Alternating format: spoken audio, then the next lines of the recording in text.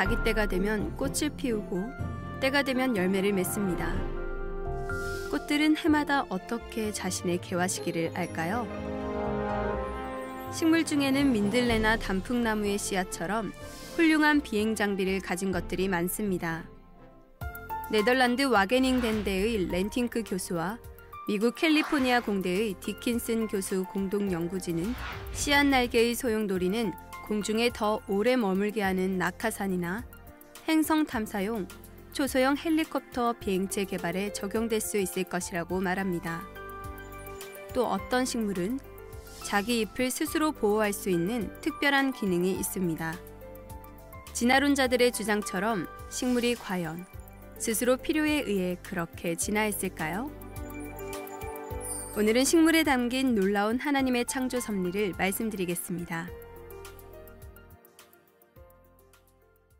하나님이 가라사대 땅은 풀과 씨 맺는 채소와 각기 종류대로 씨 가진 열매 맺는 과목을 내라 하심에 그대로 되어 땅이 풀과 각기 종류대로 씨 맺는 채소와 각기 종류대로 씨 가진 열매 맺는 나무를 내니 하나님 보시기에 좋았더라고 창세기 1장에 말씀하셨습니다.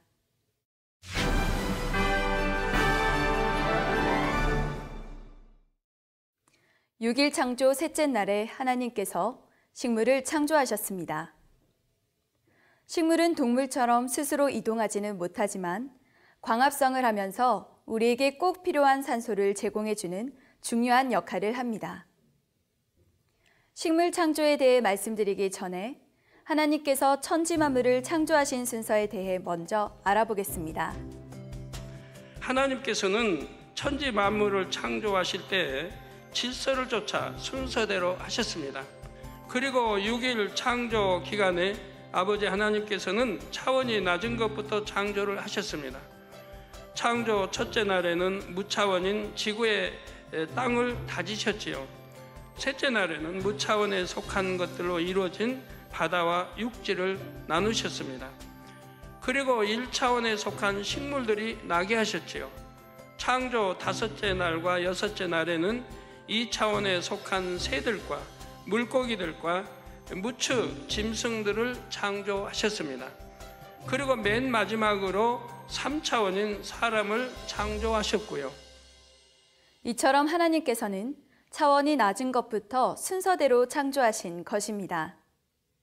그런데 셋째 날과 넷째 날만은 순서가 바뀐 것을 알 수가 있습니다. 바로 1차원인 식물은 셋째 날에, 무차원인 해, 달, 별들은 넷째 날에 창조됐습니다. 또한 이때 육지에는 식물에게 필요한 물도 준비되지 않은 상태였습니다. 바다에는 물이 있지만 비가 내리지 않았기에 육지에는 물이 없었습니다. 따라서 해보다 식물이 먼저 창조됐다는 것을 육의 지식으로는 이해하기가 어렵습니다. 그럼 하나님께서는 왜 무차원의 해보다 1차원의 식물을 먼저 창조하셨을까요? 성경의 모든 말씀은 참이요 진리며 살아계신 하나님의 말씀이죠. 하나님께서는 해를 먼저 만드시고 그 후에 식물을 만드실 수도 있으셨습니다. 그러나 하나님께서 식물을 먼저 만드시고 나중에 해를 만드셨지요. 하나님께서 이렇게 하신 이유는 천지 만물이 하나님의 능력 안에 있음을 나타내시기 위함입니다. 천국에는 해가 없지만 꽃과 나무들이 아름다운 색채를 띠며 향기를 풍기고 열매를 맺지요. 계시록 21장 23절에 보면 천국에는 해나 달의 비침이 쓸데없으니 이는 하나님의 영광이 비치고 어린 양이 그 등이 되심이라고 했습니다. 어린 양, 즉 예수 그리스도를 말씀합니다. 천국의 모든 공간에는 하나님의 영광의 빛이 비치고 그 빛의 능력으로 모든 것이 살아갑니다. 이처럼 창조주 하나님의 능력은 인간의 지식과 능력을 초월합니다. 그러나 육의 사람들은 이러한 하나님의 능력과 신성을 느끼지 못하고 믿지 않습니다. 뿐만 아니라 진화론을 만들어서 생물의 기원을 설명하려 합니다. 진화론자들은 원시지구에서 우연히 간단한 유기물이 합성됐고 또 이 유기물들의 우연한 합성으로 원시세포가 생겨났을 것이라고 추정하며 또 원시세포의 일부분은 우연히 식물세포로 진화했고 또 다른 일부분은 우연히 동물세포로 진화했을 것이라고 추정합니다. 모든 것이 우연히 됐다고 주장하며 다만 그랬을 것이다 라고 추정하는 것이 바로 진화론의 근간을 이루고 있습니다. 그러나 성경은 분명히 말씀합니다. 11절, 12절을 보니 하나님이 가라사대 땅은 풀과 씨 맺는 채소와 각기 종류대로 씨 가진 열매 맺는 과목을 내라 하심에 그대로 되어 땅이 풀과 각기 종류대로 씨 맺는 채소와 각기 종류대로 씨 가진 열매 맺는 나무를 내니 하나님이 보시기에 좋았더라 하신 것입니다. 아버지 하나님의 말씀 한마디에 땅에서 풀과 채소와 나무가 각기 종류대로 나왔습니다. 그런데 이때 하나님께서 씨를 먼저 만드시고 거기서 싹이 트고 자라게 하신 것이 아닙니다. 아버지 하나님의 말씀 한마디에 땅에서 식물들이 그냥 나왔던 것입니다. 땅 속으로는 뿌리가 생겼고 땅 위로는 줄기가 자라고 잎이 나며 꽃이 피고 열매가 맺혔지요. 과일 나무가 열매를 맺으려면 보통 수년이 걸립니다. 그러나 창조 셋째 날에는 순간에 그 모든 일이 이루어졌습니다. 이러한 역사는 성경의 또 다른 곳에도 그 기록이 나옵니다. 민수기 17장 6절에서 8절에 보면 모세가 이스라엘 자손에게 고하매 그 족장들이 각기 종족대로 지팡이 하나씩 그에게 주었으니 그 지팡이 합이 12이라 12지파에게 하나씩 줬으니까 그 중에 아론의 지팡이가 있었더라. 모세가 그 지팡이들을 증거의 장막 안 여호와 앞에 두었더라. 이튿날 모세가 증거의 장막 안에 들어가 본즉 레위 집을 위하여 낸 아론의 지팡이에 움이 돋고 순이 나고 꽃이 피어서 살구 열매가 열렸더라고 했습니다. 밤사이에 이렇게 된 거죠. 바로 이때도 아론의 지팡이에만 영의 공간이 덧입혀져서 영의 시간의 흐름을 타고 그렇게 되었지요. 하나님께서 식물을 창조하실 때 씨를 먼저 만드시고 거기서 싹이 트고 자라게 하신 것이 아닙니다. 하나님의 말씀 한마디에 땅에서 식물들이 바로 나았던 것입니다. 하나님께서 식물을 만드실 때 각각 씨를 갖게 하셨다 했습니다. 씨 속에는 생명이 있어서 대를 이어가며 스스로 번성할 수가 있죠. 하나님께서 식물을 창조하실 때 처음부터 그렇게 설계하신 것입니다. 하나님께서는 각 식물들에게 씨를 가장 효과적으로 퍼뜨리는 능력까지 넣어주셨습니다. 식물은 땅에 뿌리를 내리고 있기 때문에 특별히 다른 방법이 없는 한 씨들도 그 주변에 떨어지게 됩니다. 이렇게 한 군데에 많은 씨가 떨어진다면 그 씨들이 싹을 틔워 자랄 때 치열한 경쟁을 해야 할 것입니다. 땅이 좁기에 물과 양분을 조금밖에 흡수하지 못해서 전체적으로 부실하게 자랄 수 있지요. 그래서 식물의 씨앗이 떨어질 때 할 수만 있다면 각각 멀리 흩어지는 것이 각 개체의 유익이 됩니다. 하나님께서는 이런 점까지 고려하셔서 각 식물들이 가장 효과적으로 씨앗을 퍼뜨릴 수 있도록 해주셨습니다. 예를 들어보겠습니다. 민들레는 꽃이 지면 그곳에 약 100개의 씨가 맺힙니다. 민들레 씨앗은 동급의 다른 식물들에 비해 비교적 크고 단단합니다. 만일 민들레의 씨앗에 특별한 장치가 없다면 한 송이 민들레가 피었던 곳의 주변에 약 100개의 씨앗이 떨어질 것입니다. 씨앗들은 빽빽하게 모여서 이듬해에 싹이 튼다 해도 자라날 공간이 없게 됩니다. 그런데 하나님께서는 이 민들레의 씨앗에 특별한 장치를 달아주셨습니다. 바로 낙하산과 같은 역할을 하는 장치를 모든 씨앗에 하나씩 장착해 주셨습니다. 이 민들레 씨앗에 달린 낙하산 장치는 매우 효율적이어서 아주 약한 바람에도 하늘 높이 올라갈 수 있습니다. 그리고 수십 킬로미터도 이동할 수가 있습니다. 민들레 외에도 훌륭한 비행 장비를 가진 식물들이 많이 있습니다. 바로 단풍나무의 씨앗입니다. 인간이 만들어낸 글라이더나 헬리콥터와 같은 장비를 갖춘 식물의 씨앗들도 있습니다. 식물들의 이런 비행 장비들은 단순하지만 인간이 만든 비행 기구들보다 그 성능은 훨씬 뛰어나다고 합니다. 네덜란드 와게닝덴대의 렌팅크 교수와 미국 캘리포니아 공대의 디킨슨 교수 공동 연구진은 씨앗 날개의 소용돌이는 공중에 더 오래 머물게 하는 낙하산이나 행성 탐사용 초소형 헬리콥터 비행체 개발에 적용될 수 있을 것이라고 사이언스 저널에서 밝혔습니다.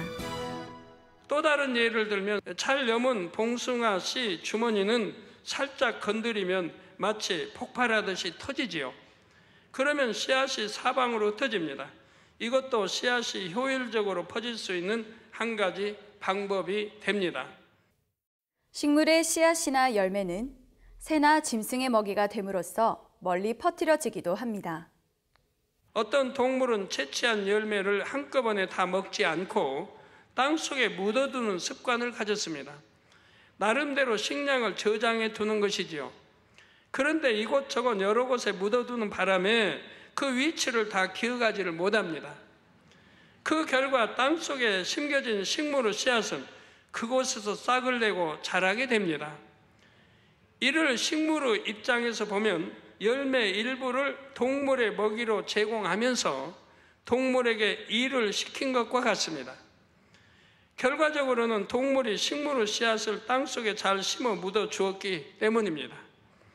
참 재미있는 공생 관계이죠. 이 모든 것을 설계하시고 창조하신 분이 바로 우리 아버지 하나님이십니다. 하나님께서 각각의 식물들이 가장 효과적으로 씨앗을 퍼뜨릴 수 있도록 처음부터 이렇게 설계하셨다는 사실입니다. 하나님께서 식물에게 주신 또 다른 신기한 능력이 있습니다. 그것은 바로 햇빛과 물과 공기를 이용하여 양분을 만드는 능력입니다. 이를 광합성 작용이라 합니다. 예를 들어 사과나무는 햇빛과 물과 공기를 이용하여 맛있는 사과를 만들 수 있습니다. 쌀, 보리, 고구마, 감자, 땅콩 등도 각 식물이 햇빛과 물과 공기를 이용하여 만들어낸 양분을 저장한 것입니다. 식물은 빛을 받아야 양분을 만들 수 있기에 싹 트는 순간부터 본능적으로 빛을 향해서 나아갑니다. 식물에게 있어서 이런 양분을 만드는 공장과 같은 곳은 바로 잎입니다. 식물에게 잎이 많으면 많을수록 더 많은 양분을 만들 수 있습니다. 그래서 식물들은 할 수만 있으면 최대한 많은 잎사귀를 만들어내지요.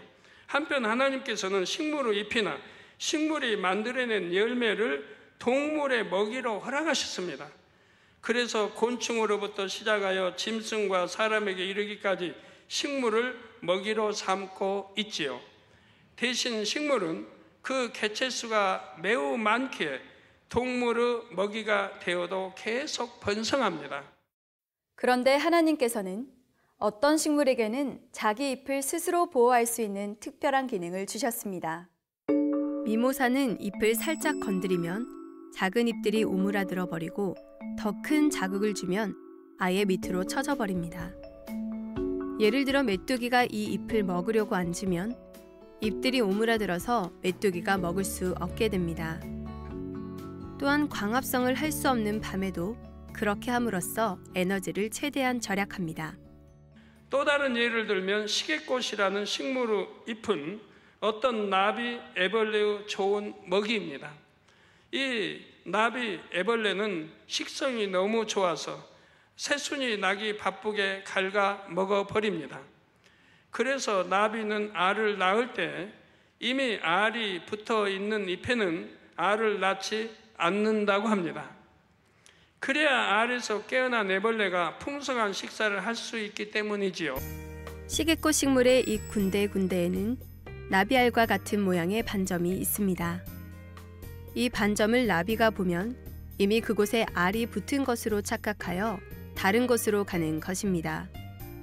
이 식물은 이러한 자기보호 기능이 있기에 일부가 애벌레의 먹이가 된다 해도 멸종되지 않고 번성할 수 있는 것입니다. 진화론자들은 식물이 스스로 필요에 의해 그렇게 진화됐다고 주장합니다. 그런데 뇌도 없고 혼도 없는 식물들이 어떻게 스스로 그렇게 될 수 있을까요?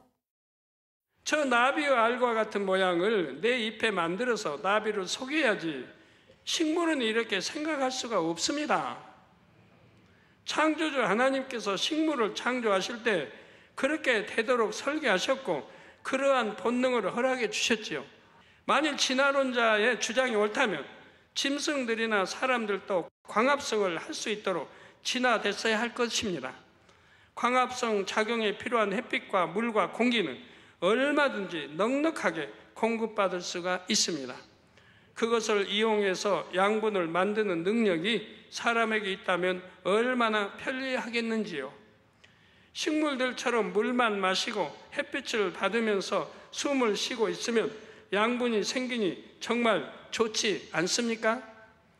끼니를 챙겨 먹지 않아도 생명 유지에 필요한 에너지가 생성되니 참으로 간편할 것입니다.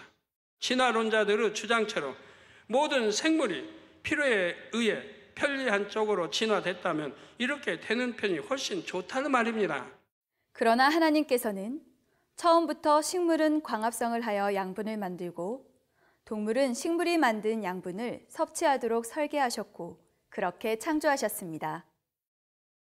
바로 창세기 1장 29절에서 30절에 하나님이 가라사대 내가 온 지면에 씨 맺는 모든 채소와 씨 가진 열매 맺는 모든 나무를 너희에게 주노니 너희 식물이 되리라.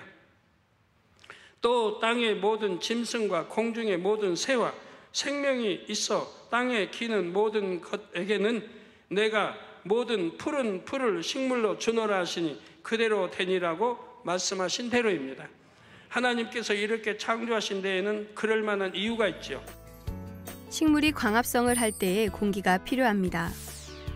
동물이 살기 위해서도 공기가 꼭 필요한데 식물이 광합성을 할 때에 공기 중에서 필요한 것과 동물에게 필요한 것이 완전히 반대입니다. 공기가 식물에게 들어가면 광합성 작용으로 공기 중에 있는 이산화탄소가 산소로 바뀌어 나옵니다. 반대로 공기가 동물의 폐로 들어가면 산소가 이산화탄소로 바뀌어 나오는 것입니다. 이처럼 식물과 동물의 상호작용으로 인해 대기 중에는 산소와 이산화탄소가 항상 일정한 비율로 유지되는 것입니다.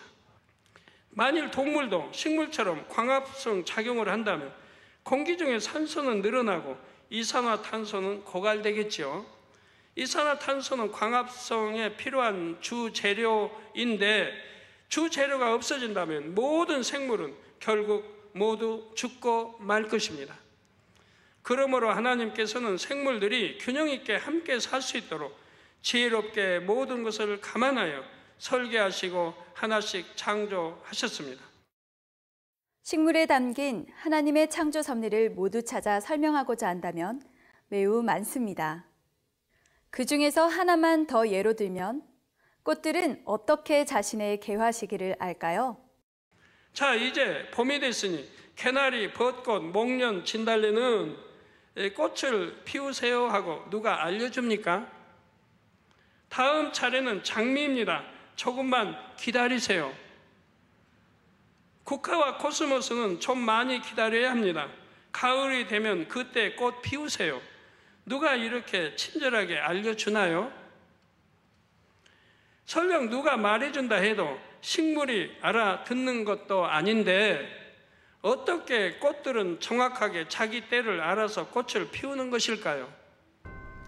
봄꽃은 낮이 밤보다 긴 시기에, 가을꽃은 밤이 낮보다 긴 시기에 꽃을 피운다고 합니다. 어떻게 식물들이 밤과 낮의 길이를 측정하고 그에 맞추어 꽃을 피울까요?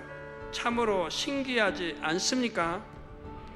알면 알수록 신기한 능력과 지혜가 식물들에게도 담겨 있는 것입니다.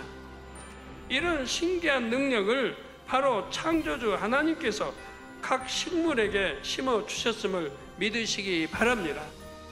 창조 셋째 날 만들어진 각종 식물이 하나님의 보시기에 좋았더라 하셨습니다. 아버지 하나님께서는 인간 경작에 필요한 조건들이 이처럼 하나씩 완성되어 가는 것을 보시고 마음이 좋으셨던 것입니다.